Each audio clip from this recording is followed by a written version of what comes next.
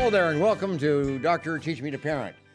Glad you're with us today. We had a good program for you, an excellent program. It'll be an interesting program for you today, particularly if you have interest in the inner city.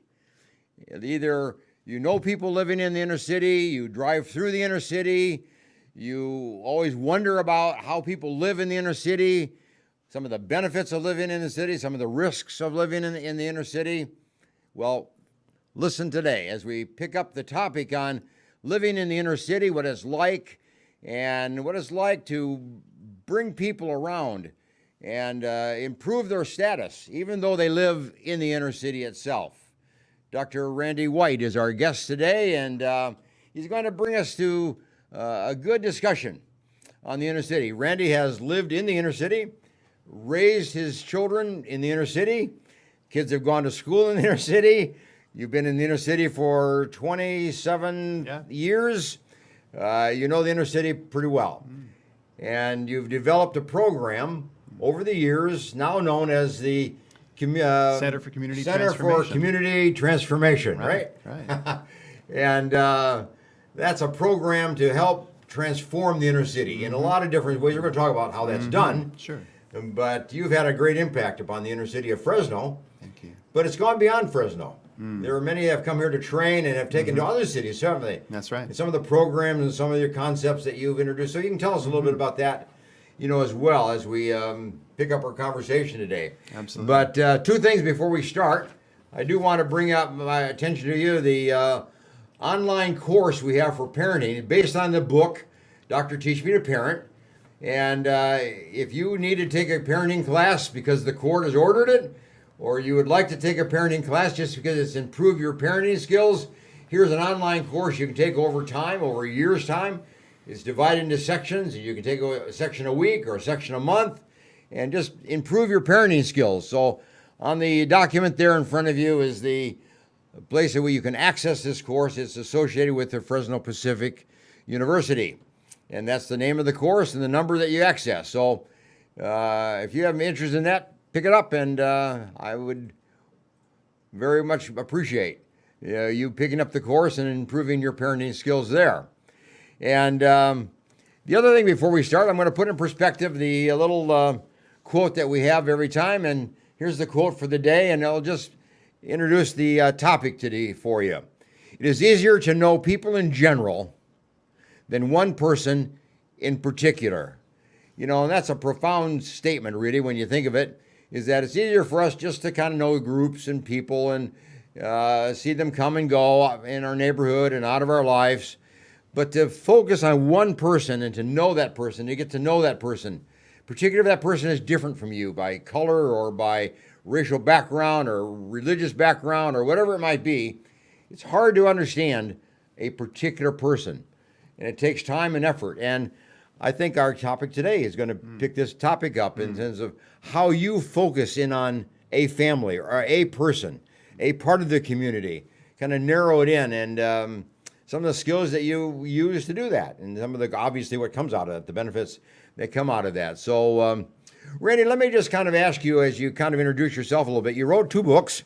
One is The Encounter God in the City, and the other one here is Out of Nazareth, a Christ-centered civic transformation in unlikely places. And these two books have been written really to kind of tell the story about the inner city and how you interact with the inner city. Would that be a good summary? Yeah, I'd say these books and my other books as well are really focused on helping God's people gain the skill sets that they're going to need to actually affect transformation. I see. There's enough out there about understanding cities, from urban planning to urban ministry. Yeah. But what we have discovered over the years is that if we're not matching the skill sets with the need, then we're simply reciting how difficult this is, or we're enunciating platitudes about how people should change rather than having the skill sets to make the change. You have a Center for Community Transformation. Transformation. Yeah. We often think about understanding the inner city, studying the inner city. You have a different concept here. You're introducing the idea of transforming. Exactly. Well, think about the word, Allan. Transform. Trans. Where do we get that from? Transportation, right? That's right. Trans means between. movement. Yeah. Movement. Form. What is a form? It's a structure. It's, you pour cement into a form to make a sidewalk, right? A form is a structure. So what we're talking when we say transformation is how do we move to a new form of living, a way that is in itself transformative. In other words, where in fact God's shalom can be experienced, the way he intended life to be. You can't just put Band-Aids on problems and expect someone to be all better. No. You have to change the forms that are shaping them, and I think that's the connection I see to inner city families and the things that they're experiencing right now. They're not just superficial things. These are deep systemic issues. But it's kind of like the inner. We're not talking about the inner city, which is kind of inside of a big city, but it's the inner person. And it's the change that takes place within the inner person and within the inside of a family. The inside of that structure. Yes. You want to go deeper. You do. The problem is if we have this perspective that, well, if people would just, follow Jesus, if people would just go to church more, if people would just have a different attitude, then your whole life, your family system, everything is going to change. And unfortunately, Christ is this amazing starting place, right? But then if, as it happened in my neighborhood, one of the women that we got to meet, her landlord was requiring her to sleep with him in order to get the heat turned back on in the house because it had been dysfunctional. Now that family system is being affected by someone in power, Absolutely, and she had no power. And if she wanted the heat on for her kids, she had to sleep with her landlord. That is a structure and a system and a form that is dysfunctional and removing the shalom from her life. And so you have to deal with that landlord now. And her attitude is irrelevant at that point. Her attitude, whether she knows Jesus, and this woman knew Jesus, she still had to deal with her landlord. And now you've got to address that system. So and on behalf of herself, on behalf of her family. Exactly. I mean, what a bind for a person to be in. And so that's where others come in. That none of this is in a vacuum. We try to be a community and be able to address and confront the landlord. And when you're in a community and you're committed to it, things like that can happen. So in a sense, who does that? Who changes a community or a neighborhood or a block or an area of living, a pod area? Who changes it? So there used to be this thinking that people would come in from the outside, they would come with their clipboards and they would take all of the surveys. Let's see, only third grade education. Pregnant as a teen. You go this list of maladies, and then we have the answer here. Well, this is what you should do. But really in the last 20 years, 30 years, this concept of asset-based community development has come to the surface where we think, there are actually good and strong and stable families and parents in our neighborhood. Let's start with what's working in the neighborhood and build on that. That there is there. Exactly. Where it does work, so to speak. Let's not have a deficit approach. Let's have an asset approach. And mothers, fathers, kids in the neighborhood who have problems. They still have assets. They still have things they know how to do. And so it's looking at them not for their deficits, but for the things that the fingerprint of God on them. Right? You have a strength. You may have 2 strengths, 5 strengths, 1 strength, but whatever that strength is and how many you have is what you have to build on. Yeah, exactly right.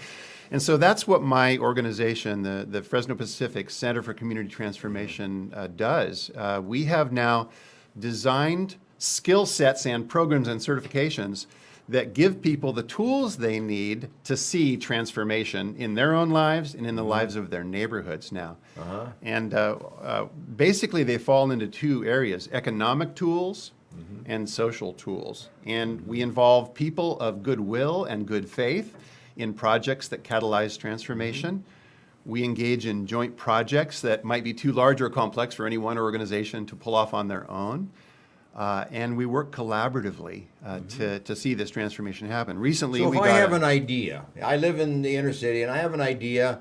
I've had it for years and years and years, but I can't make it happen. Yeah. And but I think it's a good idea. I want to open some kind of a shop. Yeah. A coffee shop might be an example of that. But Yeah. and I don't know where to go. I don't know Yeah. how to get that thing off the ground. Right. So is that what the center? That's one of the things that we do. So we look at the economic needs of our community. At the height of the pandemic, Yeah. about 3 months in, there were 75,000 of our neighbors that were all of a sudden unemployed, right? Wow. Our unemployment rate is usually double the national average, and now that's on steroids now. And right now it's about 50,000 of our neighbors unemployed, but the trending is now going up again for unemployment because we're having to close down again. And so these are people who are employed by others. Yes. And now Yes. others can't employ them. That's right. But they might have an idea. And so what we've done is design a 9-week course that will take you from zero with your little idea to operational with a Yes, business permit. Yes. And all of the things you're going to need to succeed. Now you can be a sole proprietor. Now you can contribute to your family's own stability, economic stability, and it's not up to somebody During else. that it's up to you. 9-week In that 9 course, weeks, you're pulling together the resources. You're Exactly. pulling together your idea. You're pulling Yeah. together. we're giving expertise to you. We're bringing a lawyer in so you can talk about legal status. We'll bring branding experts in. And we just finished our first course, Allan. We had 11 people go through. 11 people. 8 of them have already started their business. No kidding. In that 9 weeks, 8 of them have Is that already right? started their business. And they're starting to earn an income. They're already generating Small income, I'm sure, to start with, like everybody. at the front end, yeah. But it builds. And so often people have kind of a side hustle, right? They've got something they can make tamales at Christmas time, right? Except, what if I got to use a church's commercial kitchen? Yeah. I could make many more. Yeah. What if they had branding help and a label machine, and all of a sudden that woman who generated a little side income at Christmas, now she can generate real income for her family Every week. Yeah, exactly. Yeah. Because economic needs of a family influence everything else in the family system, right? They influence the schedule at home. They influence the educational opportunities that the children have. They influence the vision of what a human person should do. Yeah. Humans were designed to work, designed by God to embrace the kind of the worker personality of God. So if I lived in the community, I had an idea, I would like to have some help. I want to take a class. If I hear Yeah. about it, I'd like to do it. Fresno Yeah. Pacific University campus, is it there? Yeah. Or is there No. a place Right. So near my neighborhood? We hold these out in the community. You can, of course, get information through cctfresno.org, but it's our micro enterprise training system called Launch Central Valley. Launch Central Launch Valley. Central Valley. So they can look for that. And the first courses are done virtually, so they can actually do them online. Oh, yes. When COVID restrictions are reduced a little bit, then some of them will be in person. There will be in Merced, Fresno, and Hanford. Oh, we're not talking just Fresno. Right, exactly. So we have partners in all of those cities, and that's just one example. Another example, look what's happening with inner city families right now. Let me back up a little bit. San Jose, California, has 1 million people in it, and they have 33 payday lenders. Payday lenders are those Yep. cash stores on the Yeah. corner. You go, Yeah. they'll Catch your loan check you, for right? a lot of sum of money. Yeah. Yeah, so you're paying a high fee, Yeah. and then statistics have now shown that if a person takes 1 payday loan in a year, they'll take 9. It becomes a cycle, and it costs 459% interest. And that's legalized usury, basically. Oh, yeah. These are exploitation of people who Yeah. are poor. Yeah. But look, Fresno has half the number of people of San Jose, 500,000, but we have 68 payday lenders, twice the number of San Jose. That's more payday lenders than Starbucks and McDonald's combined in our I hadn't city. thought about that. Yeah. Right? Why Yeah. is that? Because Fresno has more poor people. That's right. Payday lenders prey on poor people. Poor people. So we created a system called Faith and Finances to help give people in the city tools they need to avoid predatory lending like that, to learn the basic financial skills that you and I take for granted, that we were trained in by our parents who had full-time jobs and that kind of that ethic that said you go out and you earn what you need, but then you be careful and don't spend all that you have. Or you track your expenses, or here's good debt versus bad debt. All the things that we take for granted. People in the city often have not had the chance to know those things. No, they don't know that, They've been yeah. excluded from that kind of knowledge. That's right. Faith and Finances, again, in a short class, teaches you best practices for your financial life. We had one woman who was in a housing authority complex, Maria. She was in our faith and finance class. We were in that section of tracking expenses, and she began to cry. And we said, "What's wrong, Maria?" And she goes, "I just realized that every day on my way home from school with my children, we stop at the corner store and we buy snacks. I just added up the cost of those snacks every month. Oh. If I had been not spending that money on that," and corner stores charge much more than Yes, you know they big do. box stores, right? If I had not spent that money over the last 4 years alone, I could have had a down payment on the mobile home that I wanted. right? But I'm in a housing authority complex right now. Yeah. And she was weeping. So we worked through the systems with her. You don't She understand learned that. how to You track have to her understand expenses. that. You have to understand, exactly. and then learn how to actually carry it out. Exactly. To not go and buy. Yeah. Yeah. So now 6 months later, she's on track to get her mobile home. She's got a savings account. She'd never had a savings account before. And so we're doing this. We've now trained 100 facilitators for faith and finances throughout the community. Isn't that something? And it's now spreading in But you Central think a lady California. like that only bought snacks once a week rather than every day. Yeah, There made exactly. huge savings. Huge savings on that. Or the price of cigarettes, for example, Yeah. the amount of money that's being spent on that. So that's one tool. See, now that inner city families, when they have the right tools, they flourish. And this kind of flies in the face of many people's stereotypes. Never been taught those ideas. Right, they haven't been. I mean, who would teach it? Yeah.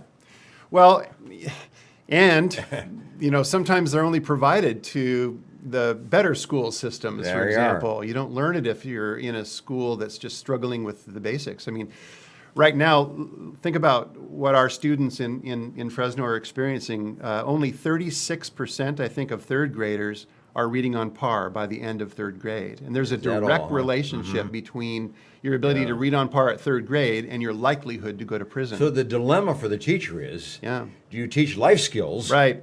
you know, or Or do you you get this teach kid to read. academic learning skills? Exactly right. And how do you balance those two? Obviously, Sure. you do both of those. Sure. But you know, what's the balance? And math is the same thing. Only 12% of third graders are doing math on par with their grade level Yeah. by the end of their third grade year. 12%. So no wonder that understanding money, you know, or the things that lead to Yeah. poverty is a deficit, and they need access to that information. It's really about equity and access to the right information, and then people that can wrap their arms around you. And this Yeah. is what's putting such pressure on inner city families right now. So you're looking at it from a different perspective. You're kind of saying it isn't the money that people have, Right. or how much or how little. Right. It's how that money is divided out and how it's used and how. It's both, Alan. It's It's- not either or. It's both. Yeah, huh? It's both. I mean, obviously, someone who's just lost their job due to COVID, their problem isn't a money management problem. They just haven't lost any their money money. They just lost their money. So it's both. But imagine if you. But if you have money, you don't know how to manage that. Exactly. Even if it's a little money, it becomes Yeah. more important that you know That's right. how not to spend on things that you don't need, and how to budget and manage what you do have, how to make choices, how to know what the resources are, the people who can help you. It's really a deficit of knowledge as much as it is a deficit of practice.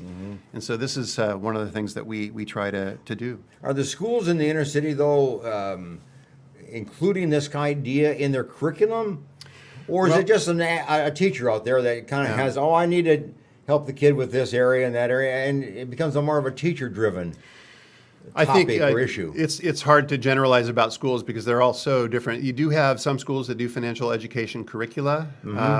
They're not always helpful because they're theoretic.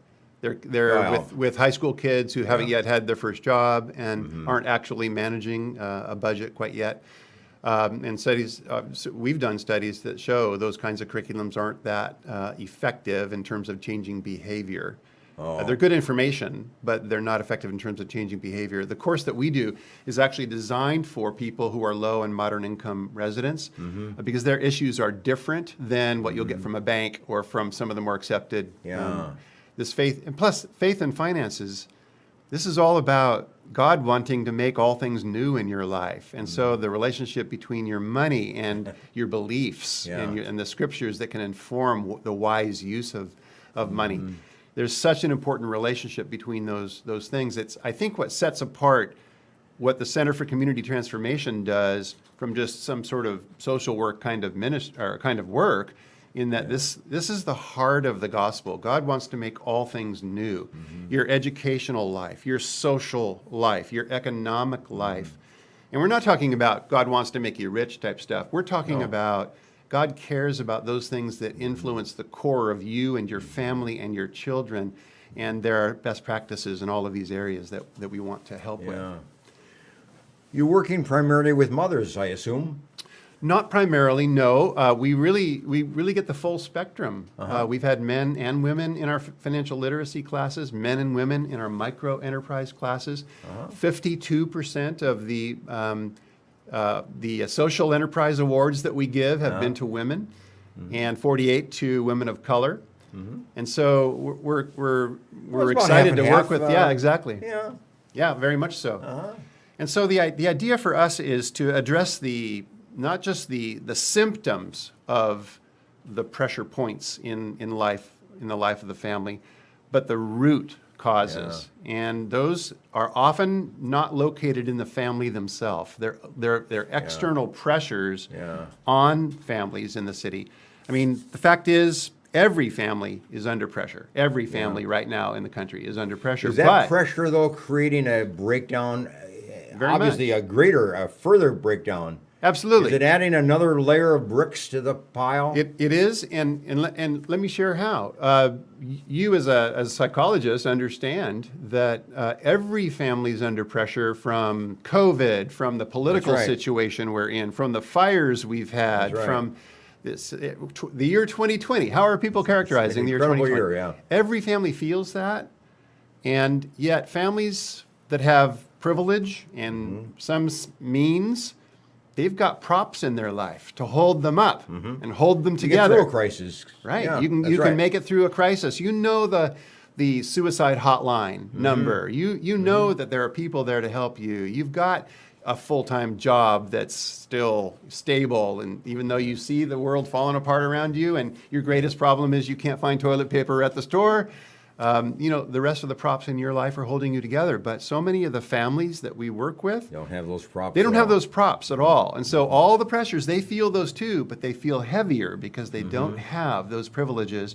that it's an interesting question. What are the props that you're referring to? Yeah. I mean, I would see, your extended family as a prop. If you don't have extended family, then you're already in it all by yourself. That's true. That's the one thing that many of our neighbors do have in my neighborhood. It's one of those things that makes them resilient, is the size of their families and the fact that they suffer together. Cultures, they're very blessed. Yeah, they are. With the idea of keeping an extended family intact and keeping them close. And there are cultures that... Yeah. The family is a great source of solace to people who are suffering from anything. And they depend on each other. That's right. It's one of the things I've learned from living in our neighborhood for nearly 3 decades now is the strength and resilience of the human person.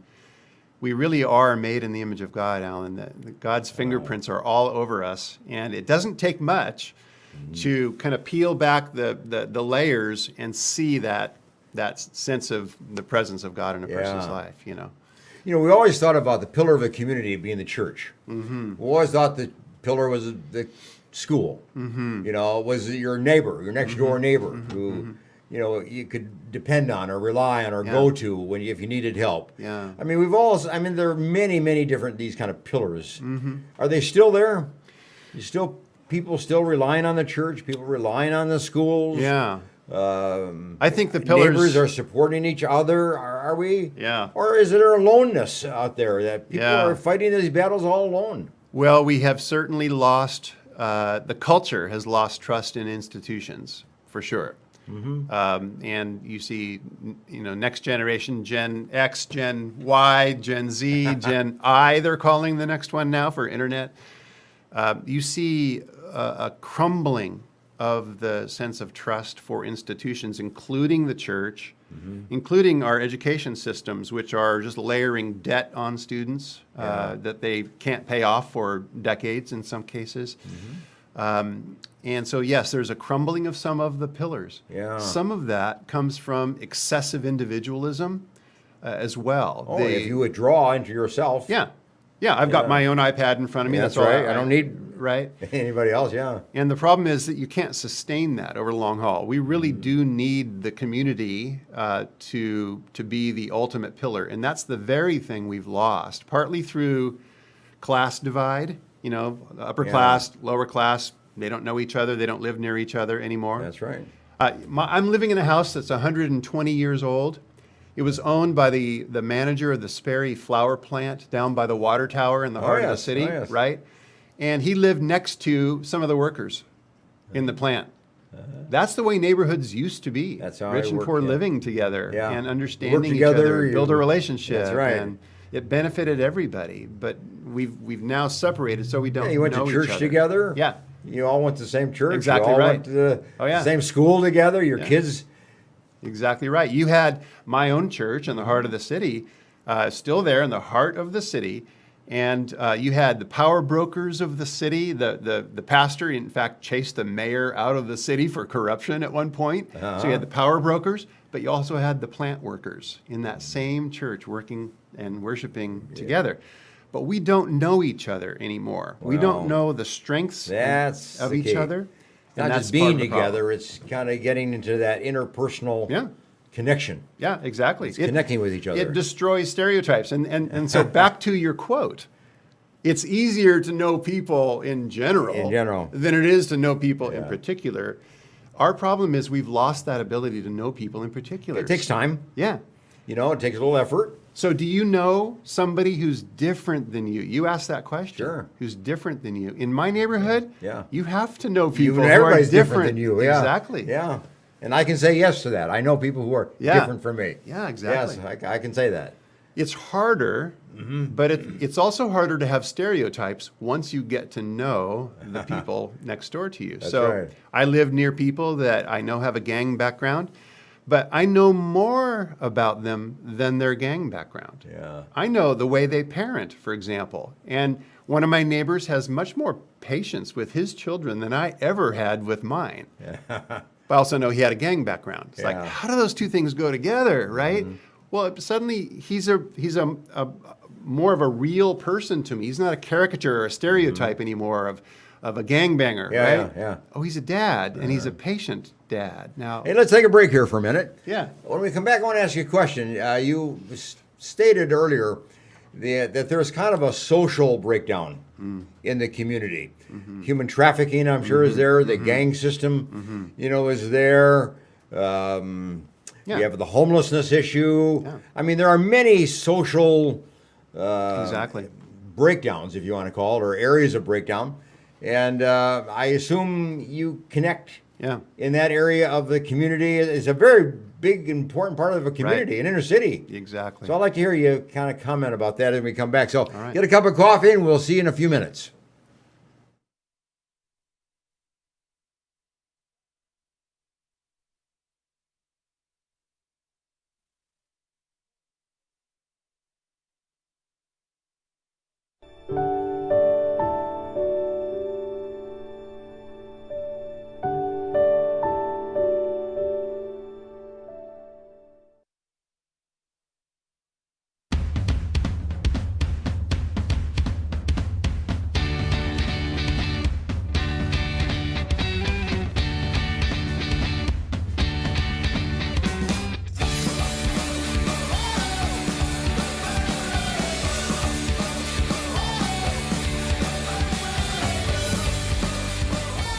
When I set foot on the campus to come visit it, I was struck by how open and how welcoming the students and the professors were.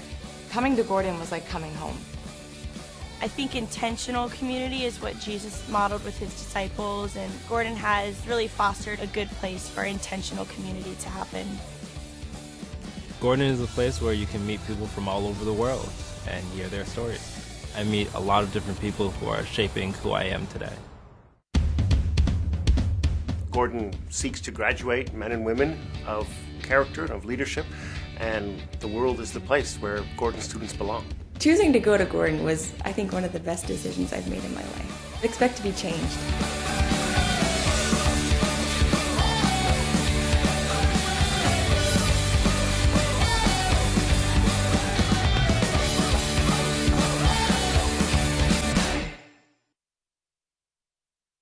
The Green Gables Care Home is a 24-hour assisted living facility for the elderly located in Clovis, California, offering spacious private and semi-private rooms which are wheelchair approved, catering to the special person in your life who needs attention and wants to live in a loving home environment. The Green Gables Care Home has assisted living in secured homes for elderly with Alzheimer's, memory loss, and for your loved ones needing assistance with their activities of daily living. Call 559-297-9438 and visit greengablescarehome.com. Sometimes good intentions hurt rather than help.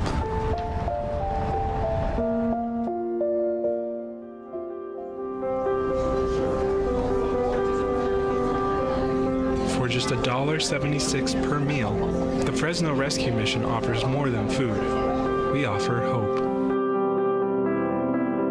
Please donate today. Do you need a locksmith? Layman's Lock and Safe Service and Repair is available for you. 559-228-1805. Gained a lot, learned a lot, and got a lot of love. If it weren't for the knowledge that I had gained from the classes at PCC, I probably wouldn't be the mom I am today. See, there it goes. I would love you to meet my son, Aaron. My situation was very difficult. I didn't know how my life was going to turn out. We graduated in June 2010 and we got married in July. And through family, the Pregnancy Care Center changed our lives. The Pregnancy Care Center was a huge, vital part in helping me walk through that pregnancy, in educating me and loving on me during that time.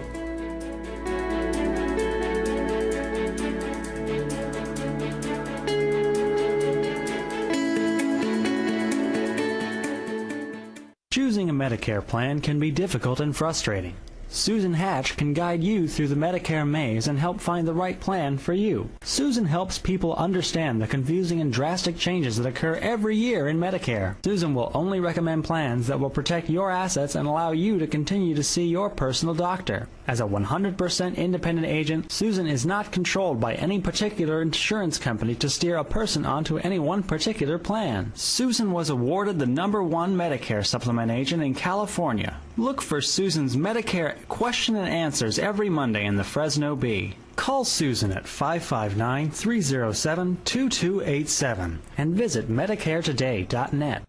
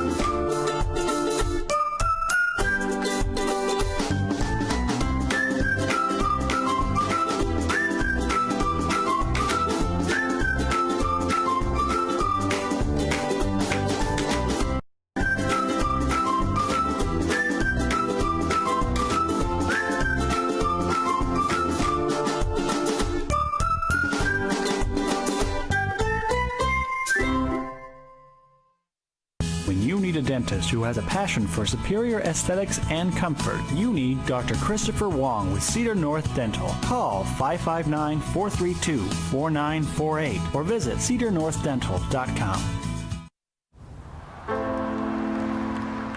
Hey! Try to close the club. Tanya, come here. At Boys and Girls Clubs, it's not just about trying new things. Kitchen in my hometown. It's not about learning the right steps. 4, or making contact. 5, 6, 7, 8. It's not about exploring the future. It's about helping them build it. It's about taking steps to greatness. About making a connection. It's about proving every kid and teen has what it takes. It's about people in our clubs who bring out the greatness in every kid who enters our doors. It's not just about being on stage. It's about walking across it. Great futures start here, and here, and here. Sat7 is a Christian media network that uses uncensored satellite television to broadcast across the Middle East and North Africa, and is also available globally online.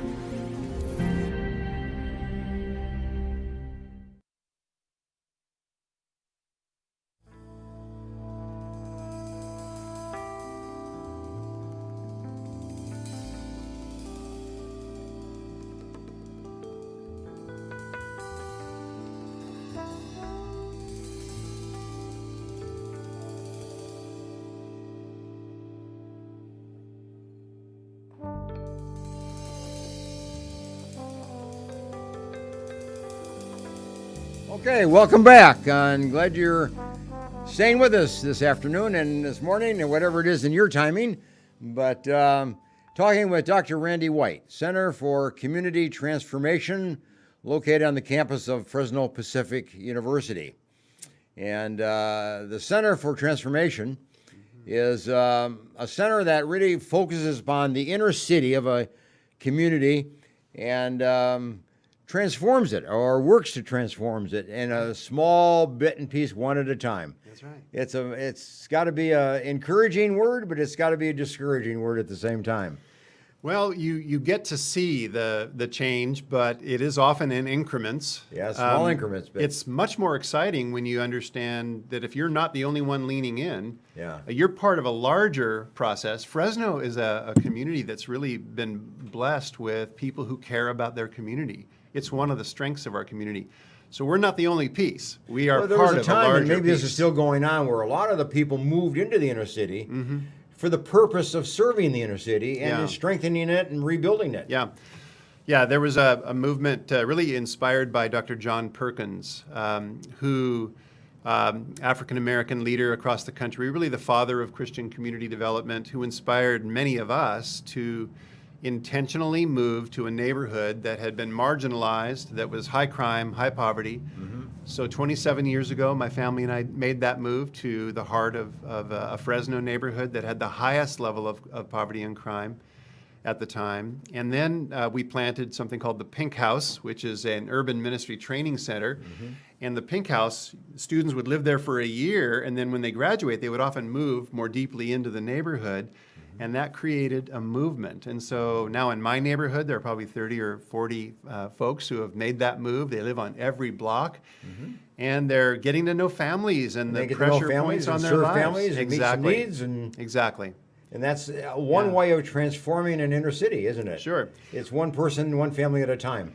Yeah, it's what happens on your block, and it's your neighbors, and you realize what strengths they have, and then you work together. So we've got a neighborhood garden now. We've completely refurbished the local park. A local church kind of took that on, and the baseball backstops and the courts and everything. We've got a neighborhood association in the neighborhood that didn't exist before, and you just begin building this stable infrastructure with people who are in the neighborhood who want also what's good for their neighborhood. That partnership is what's powerful. It's the partnership. It's working together. It's not just going and doing something and hope that somebody will use it. That's right. Yeah. So, Which for is example, often what governments do. That same thing that happens in a neighborhood can also happen in a city. And that's what we do as the Center for Community Transformation, is to work citywide with other people who also want transformation. And now you're employing the skill sets of the whole city. Yeah. The social system of an inner city must be a headache. Well, it's a little bit to understand, for sure. That's right. You got homelessness, you got gangs, you have human trafficking. How do you get your arms around something like that? Well, you begin to understand the impact of those systems on families and how interconnected they are. And you do that by meeting leaders in each of those sectors.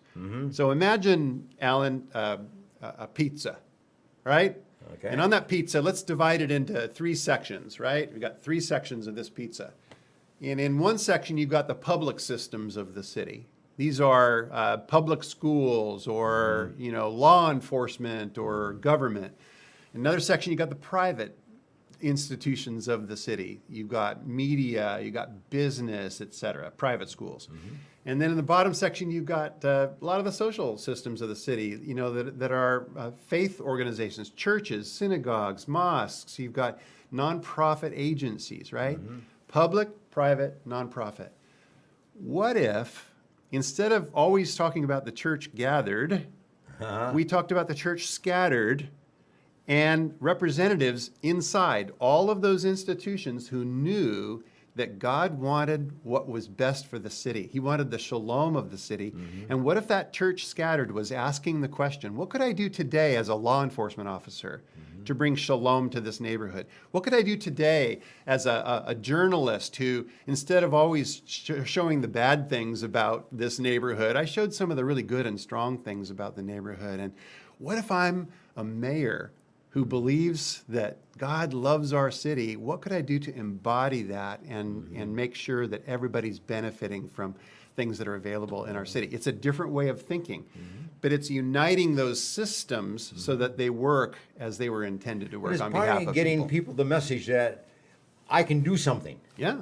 I can have some kind of impact. Yeah, I'm that's only one exactly person. right. My impact might be small, but it could be very large over time. Because if you just go to work every day and you think your job is to just do your job, what a way to live is that? I mean, that's just the worst way of understanding work. But if you go to work every day realizing I actually get a chance to shape just a small piece of what God wants to happen through my skill set, and I want to do that on behalf of families that are struggling in the city, then you're going to start caring. So, for example, in the nonprofit sector, we work with an organization called Central Valley Justice Coalition, another organization called Made for Them. We work with the EOC's Anti-Human Trafficking Division, and we put together the very first ever human trafficking data project. So you have all these organizations up and down the valley who know about each other but weren't sharing data, had no mechanism for sharing data. Now we're able to get data from all these organizations, Coming together, bring it together, and now these organizations can make decisions on empirical evidence rather than on anecdotal evidence about who should they hire, given that this certain percentage of trafficking victims are of this ethnicity. Maybe we should have a staff person of that ethnicity, or where should we allocate our dollars given the new on-ramps to trafficking that young people are experiencing. We work with another organization, Youth for Christ, that has a group home ministry in the city. Group homes are full of kids who are very vulnerable. Oh, yes. And it's been shown that 80% of the kids who get caught up in human trafficking are trafficked sexually came from group homes. Is that right? Yes. And so now we've helped train YFC staff to ask questions about certain red flags that are visible among the residents in group homes and be able to minister to them. It takes these kinds of institutional partnerships. It's when you know to get data this done. like that. Yeah. Then you can develop an approach to that and deal with it and conquer it or Exactly alter right. it in some kind of way. But if you don't have the data. Yeah. So we know, for example, a tremendous number of people who are trafficked sexually kind of got into it because either of what we call a Romeo, and this is a recruiter, often in high schools, that pretend to be a boyfriend, but they're not, or through an addiction, or because there was catastrophic financial need in their family and they saw that as their only option. Yeah. These are the three major reasons someone kind of falls into trafficking. We didn't know that to that extent before. We knew it anecdotally, but now the data is telling us. So what can we do to approach that now? And we're helping these agencies make decisions that will then influence the lives of those kids. Yeah.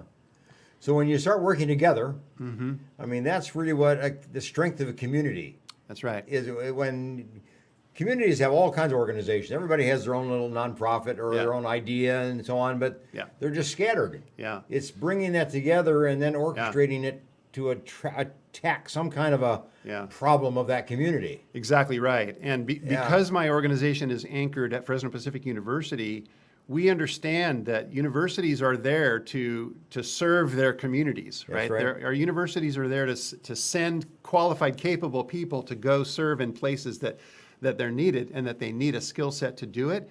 But inherently, it's a collaborative process. It is. It is. So we reflect that then. That's where the benefit. That's where the strength is. That's where the joy comes and what you're doing. Yeah. We also realize that has to happen in a neighborhood too, because when families are experiencing trauma, whether it's because of a lost job or domestic violence or a child that can't be found now that may have been trafficked, doesn't matter what the trauma is, what they need most is community to come around them. And, it's often been asked, what makes communities poor? Why are communities so poor? And many people have an overly simplistic understanding of the answer to that question. And they think, well, it's just money. But actually, the greatest poverty in an urban neighborhood is isolation. It's being cut off from the very things that could help you, but you don't know about them. You don't know that. And it's being cut off from other people. You keep making mistakes over and over again, and you go without help, and That's right. You just fall along the way. Yeah. And so we need each other. We need the institutions, but we need each other. Let me ask you a question. As well. This is tough work. Do you get burned out? Do you get discouraged? I mean, is this how does it affect you to be, trying to work it with a community and transform a community? A tremendous goal and a noble opportunity in front of you. Does it burn you out? There are a lot of answers to that question. I'll bet. One answer would be, yes, it does. Last year I had to take a short 3-month sabbatical. That's what I was wondering. Yeah.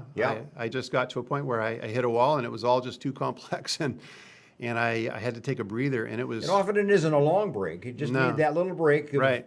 Sometimes a month or a couple months and then... My team joined in. They covered for me. I got some time in the scriptures, got some time away out of the city. And I had time to rebuild the pillars of my life. And to get that kind of rest was really important. So yes, it can feel like burnout at times, but I always come back to, look, I'm experiencing this complexity and this exhaustion with all of my props. What's my neighbor having to go props through? Or with one no props, prop exactly. And so I think, if they can be resilient, I can be resilient. And that's one of the things I've learned from neighbors in my neighborhood is that, man, the stuff that they've had to put up with is stuff that most of us haven't been able to imagine. And God shows that he's present with them in their ability to put one foot in front of the other and keep going. And so I'm going to do that too. But the answer really is take care of yourself. Yeah, you have to. And if you don't take care of yourself, you can't take care of anybody else. I mean, that's the principle of it. And I'm glad that you do that. Yeah. I would imagine you even get some criticism for doing that. You should be on the job. Well, yeah. Well, you see old adage, right? Two guys, an old guy and a young guy swinging an axe in a competition to chop wood. And every once in a while, the old guy stops and he takes a break and he goes and sharpens his saw. And the young guy's just pounding away. And pretty soon he's exhausted. He can't go anymore. And the old guy goes and finishes the job. It's because the old guy knows you got to sharpen your saw. And we all need that. And I try to do that once in a while. It's a good story, but there's a lot of truth to that, isn't there? Yeah, absolutely. Yeah. Say, we have a few minutes left. Let me ask you about the books. Yeah. Why'd you write these books, and why would I want to read? Yeah. Either of these books. Encounter God in the City. I mean, we've been talking about that. And then Out of Nazareth. I mean, why would I want to read this? Encounter God in the City was our story of moving into an urban neighborhood and the things that we learned about the forces that were shaping life in that neighborhood. Yes. And the pressure points on families. That's what that's about. Out of Nazareth is a book that Dr. H. Spies and I edited together. It's 8 different authors, all from different disciplines in our city. Yeah, you have them in the back area. Yes, exactly. So they represent different professions. You have pastors, but you've also got community organizers. You've got nonprofit leaders. You've got professors. You've got all different people.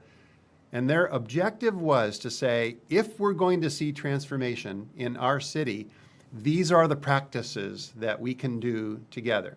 So this is a book that, through a lot of different voices, pulls together this composite picture of what happens when you all dedicate yourself to transformation. Sure. And the unlikely places part, well, that's Fresno. So I read this book and got excited about what you're doing. Yeah. And there's a need in the city, obviously, and I get excited about that. And what can I do? Yeah. I think the Do you first need thing... money? Do you need people to help you?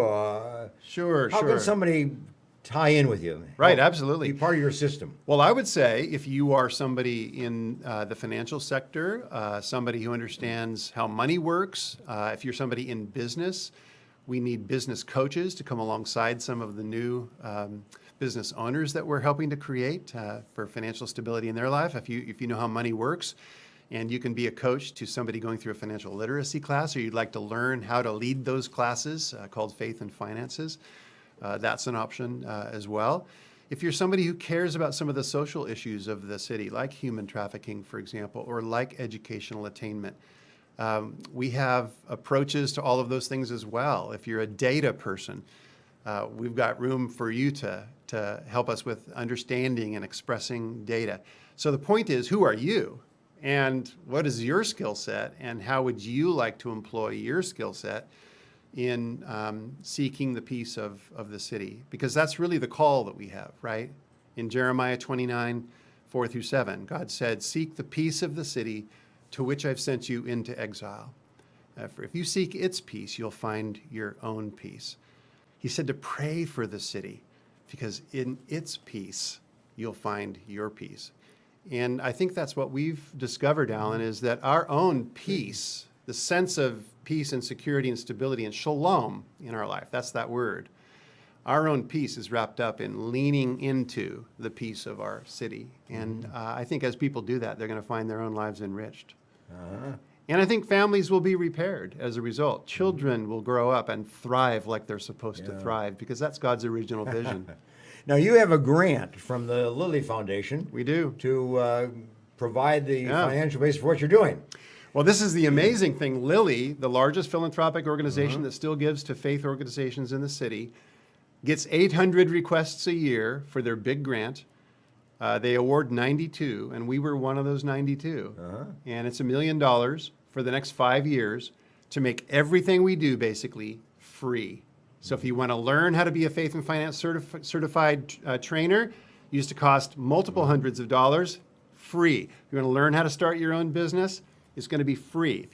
If you're a Spanish speaker and you want to learn about community transformation, that used to cost $500, it's going to be free.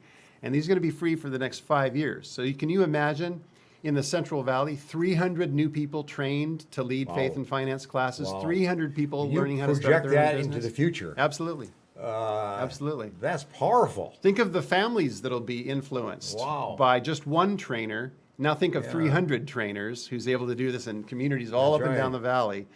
The economic life of a family being repaired, and on a mass scale. You're excited about it. We're really excited this, about that. aren't you?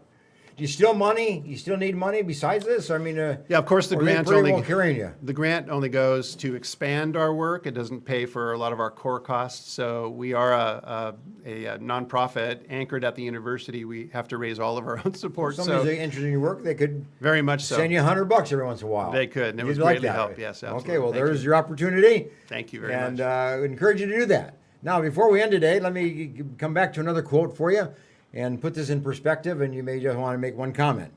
The motto should not be to forgive one another, but to understand one another. Now, there's importance to forgive one another. Yeah. There's a place for that.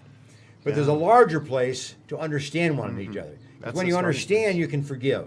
When you don't understand, you can never forgive. Yeah, I think that's really important to have empathy. That's the primary result of understanding. And now you realize, that person's struggling just like I am, and I have to extend forgiveness. My own healing is bound up in extending forgiveness, but the starting place is understanding. Okay.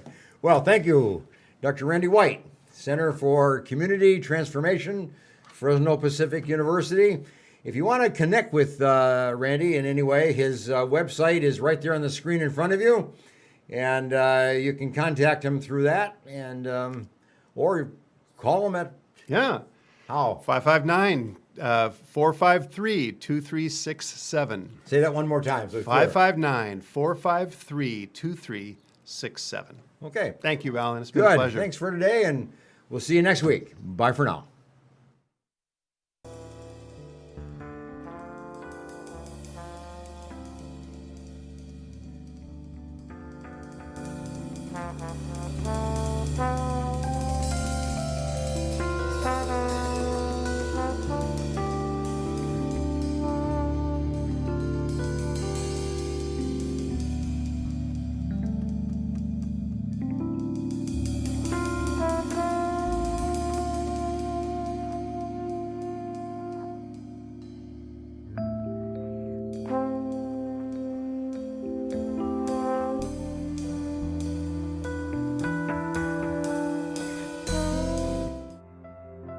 The in-house services we offer here are Total Life Change, anger management, one-on-one biblical counseling. We do a marriage enrichment, codependency and chemical dependency one-on-one counseling. We have a relapse prevention piece. We also do a lot of workshops where we inform and educate people on different topics. There is one-on-one individual sessions, and we also have group therapy that we work in a group. We find that can be so advantageous when you know you're not alone. The key is to call, email, online, and get a hold of one of the receptionists here, and we will do an assessment. We are not here to direct, guide, and force. We're here to meet you where you're at, then direct, then guide, and then give you options to break free.